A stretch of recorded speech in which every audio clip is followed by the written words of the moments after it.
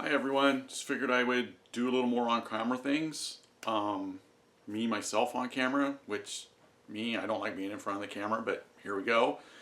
I've also been told that I have a very unique skill set that people want to see, possibly learn from me. So we're going to attempt this and see how it goes, and if you want more, let me know. We're going to try. I don't know if I'll be very good at it, but I will try. First thing we're going to do, I have a cruise board in progress. People are wanting to see how to inlay things and how I inlay things. I do some pretty unique stuff. I at least try to do my own designs. Everything I do is handmade, hand done, human made with these hands. So very important to me to do it that way. Keep the old ways of doing it. I know a lot of guys that do CNC. Well, that's cool if that's what you want to do.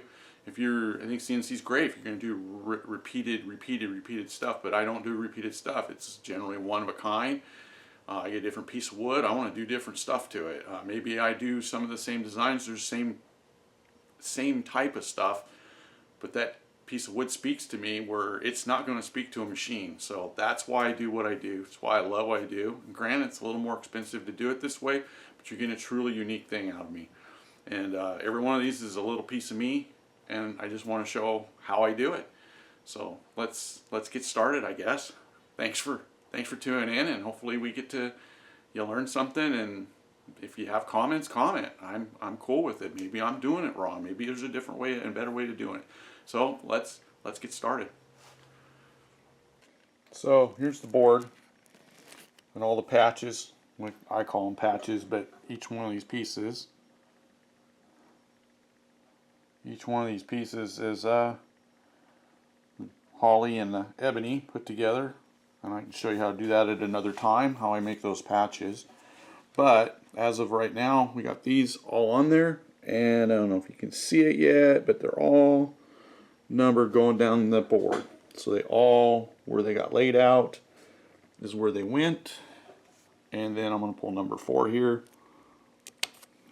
And they were all taken down with double-sided tape. You can see the residue still on there. So I have to clean all the residue off. And then, hopefully you can see it, that I traced this out. Every one was double-sided tape down to where they needed to be. And then traced it out with an X-Acto knife, one of the 9mm with the break-off blades. So you can get in there and keep that thing sharp all the time. So I can show you that in just a second. I'll show you that tool, but it's real simple, real cheap tool, but that's what I use. So I maintain my sharpness on my blade and get a nice crisp edge on this.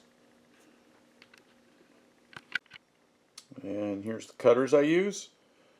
There's basically, I think it's a 9mm blade. Each one of them snaps off to give you a nice clean cutting edge when you get done.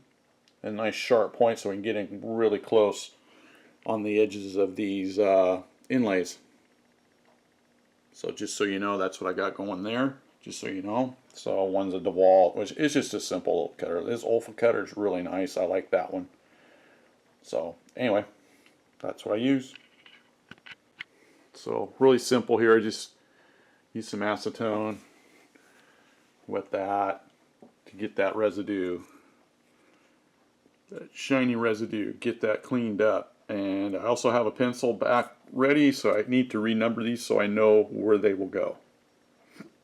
So I know this 4 is going to go next to the 2, and the 2 at the end is the only shortcut piece. 1, 2, 3, 4, 5, 6, and so on down the board.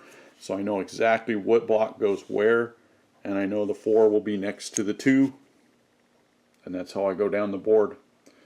So what I got to do is clean all these off, get all the stuff, renumber them if needed, because I'm sure the acetone will probably take that off, and then I will start routing these out with a couple different routers I use. So we'll get to that here in a little bit. Thanks.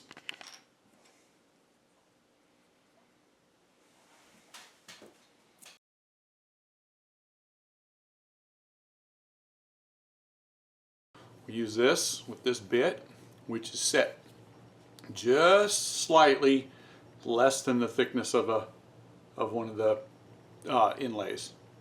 So what we do is go around and clean out all that, nice flat bottom to the hole.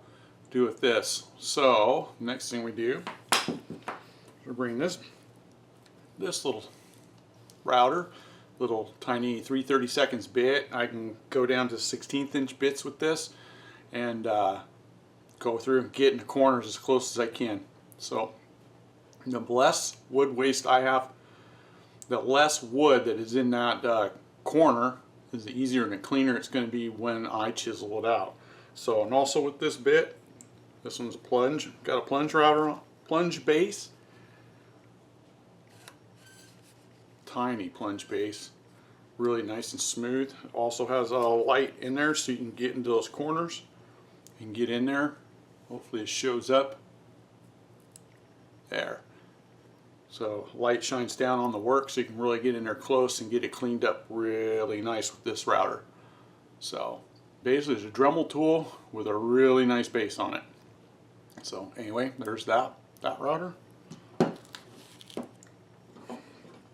Just some common chisels, different thicknesses to get in there.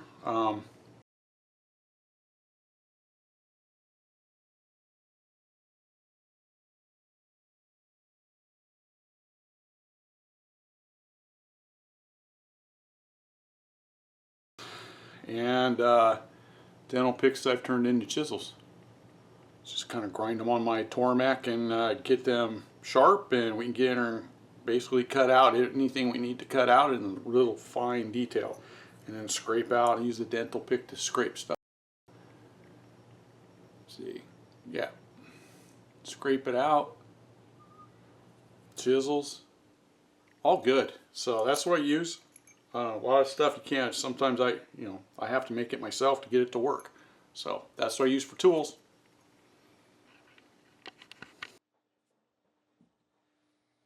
Reason the router footage came up missing, so I don't have that, but I do have me chiseling out the spots for the inlays.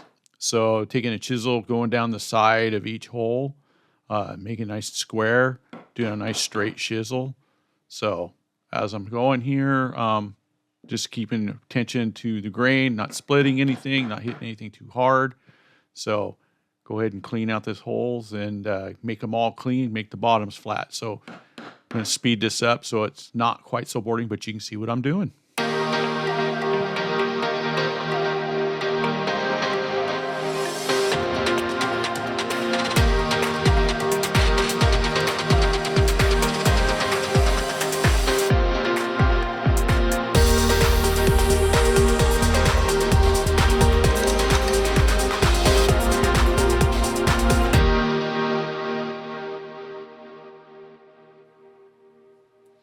Here I'm getting ready, putting the glue in into the inlay places that are all cleaned out, flattened out with the chisels.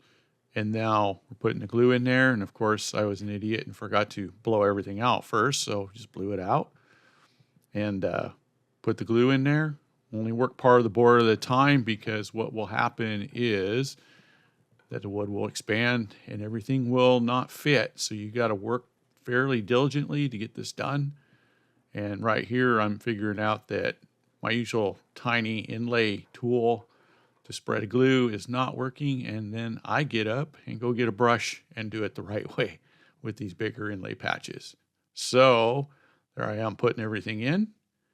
I'm doing this at quick speed because it gets really boring to watch.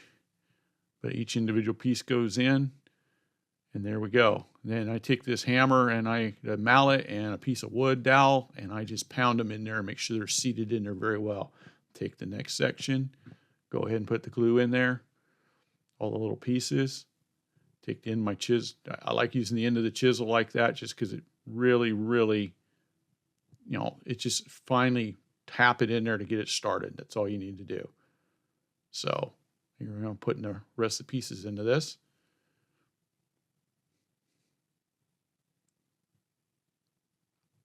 Right there, you saw me working in between those two pieces. A little piece of that bloodwood came out there, but there's glue. We just put it back in there. Now, putting wax paper around it, so when the glue squeezes out, it's not sticking to these MDF cauls. So I use these cauls just as back bracing there, and then I cover it all up with small pieces, and then we clamp it all together. So here I am, speed up, clamping everything up.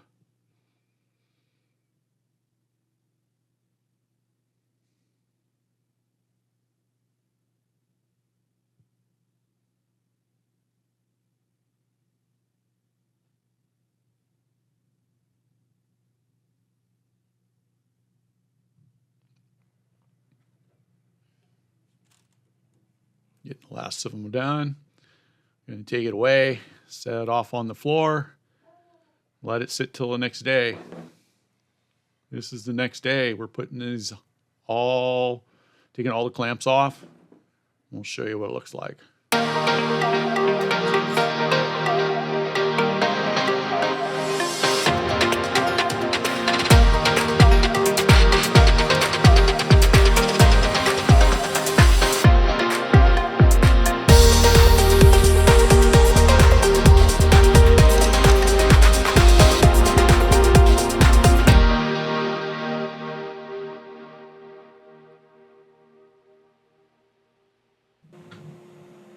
All right, so we have it all done. Everything's out. Every one of those patches protrudes just a little bit.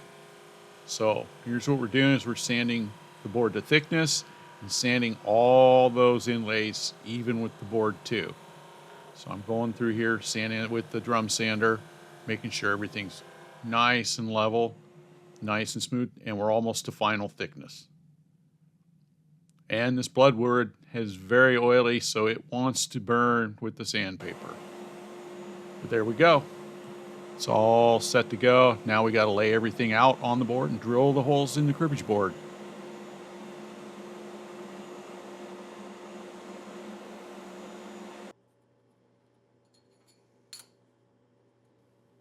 Okay, I'm going to put the marks on these for the lines to go across the board. So where the holes are going to go on each of these inlays. First short patch there, short inlay is for the start and end. And the rest of them will have 10 holes on each one. So laying them out every 1/4 inch using an Inker rule and a 1/2 millimeter mechanical pencil.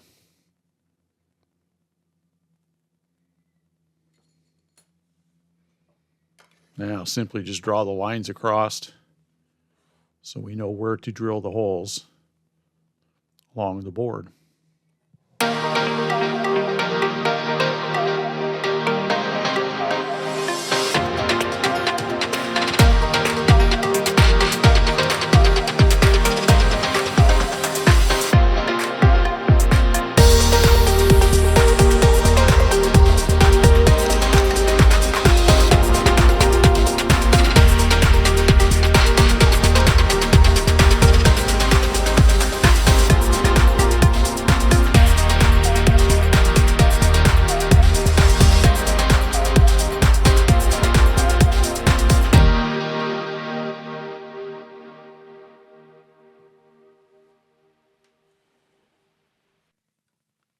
So there's all the lines. We're ready to drill the board now. Drill the holes, so we're all set for the gameplay. So here we are drilling the holes. I use an 1/8 inch brad point bit. I'm really picky about my drill bits. I love something that really cuts the hole going down and doesn't tear the hole going down. So I get my drill bits from Lee Valley Tool. So I'll put a link in the description down below. Customers ask how I get everything so straight when I'm drilling these holes. And with this holly, it's pretty easy because the grain of the wood is so fine, it doesn't really want to deflect. So when we're going for those straight holes, we got a little piece of 1/2 inch MDF sitting there we're running the board on that's been measured off. So I don't have to think. Only thing I got to do is just hit the lines. So it makes it really easy to do. So we drew this first pass. move the fence, which we'll do here in just a second. But last couple holes on this first pass, you'll see there's a couple X's there. I do not want to drill those spots. So here we go. We got it flipped. Second pass going down the fence. So we'll go through this pretty quick too.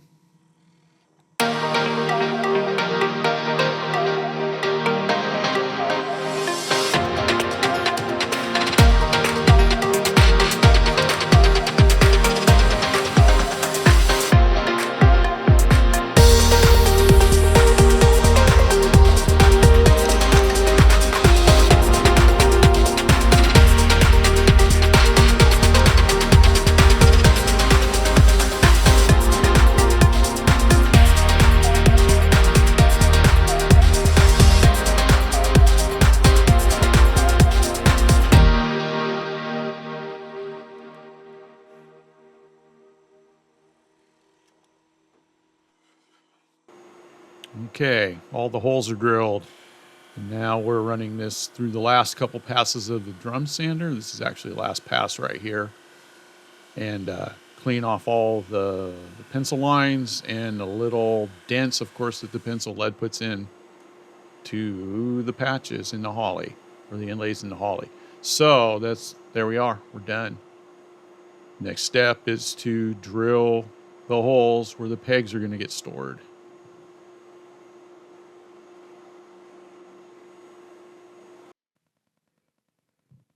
Okay, marked off the layout for where I want these holes to be.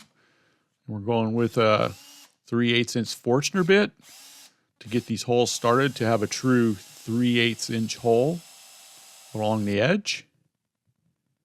So we do that down so far, and then we come back with a slightly smaller drill bit to create the storage areas. And then we'll plug these with some caps later. Here I'm putting the branding iron to the back of the board so it's marked so we know who made it. So I do this on virtually every one of my products. So yeah, there's the brand. Of course, when we sand it, that dark stuff around there will be out. Now here comes the sanding. Woodworker's most favorite part of woodworking, but very important to get the really good finish on it. So anyway, we'll just speed along here and get this thing sanded.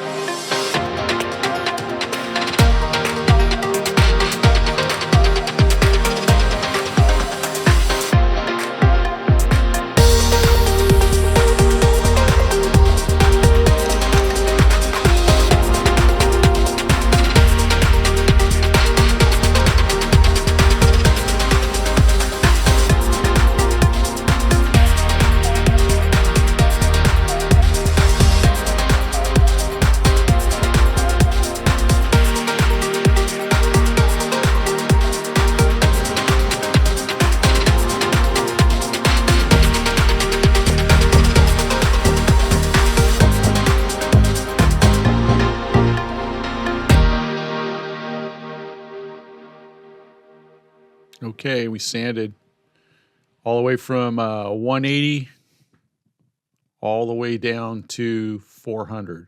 And the particular finish I use requires a 400 to get just smooth finish on it. So that's what we're doing here. Now we're taking some 220, knock the edges off, which you got to knock all the edges off of everything. And then I'll come back with some 400 and hit it again. And then there we go. Always blow everything off in between grits of sandpaper. So we're finishing up with some 400 here. Pretty much got it done.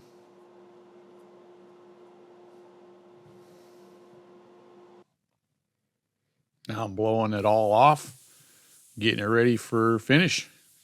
Got to get all the dust out of all the little cracks. So this bloodwood is pretty fine and doesn't have a lot of cracks in it. So time for finish. This particular board, since we went down to 400, this is some Odie's oil. I really like using it. Doesn't take very much. A couple little dabs on the back, couple dabs on the front, and take a very fine pad and spread it around. And basically, you're kind of doing a little circular motion with this, enacting the abrasive pad. Very, very fine abrasive pad. So you just get a superior finish with this stuff. And it looks really, really sharp with that contrast between the holly and the ebony and the bloodwood. So really good looking board. And this is the finished product right here.